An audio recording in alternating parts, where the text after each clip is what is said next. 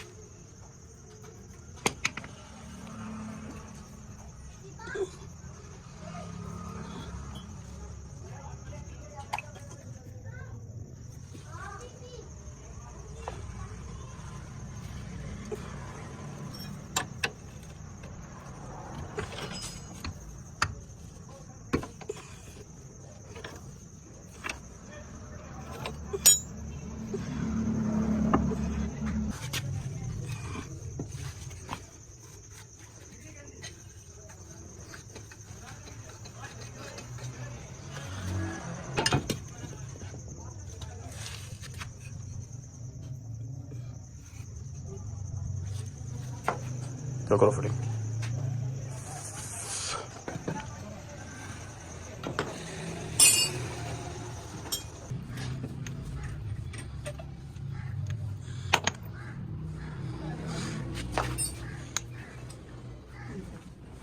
Side को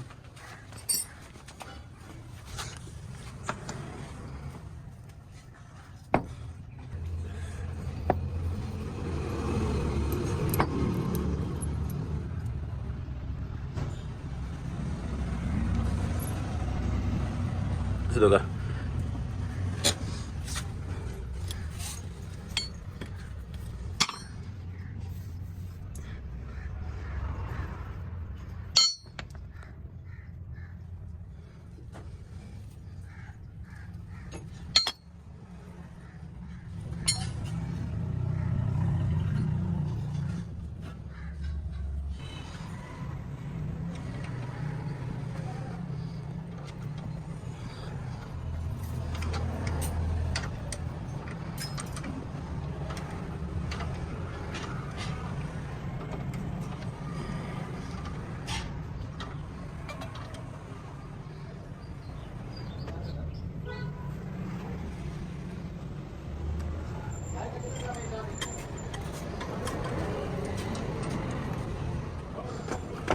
Yeah.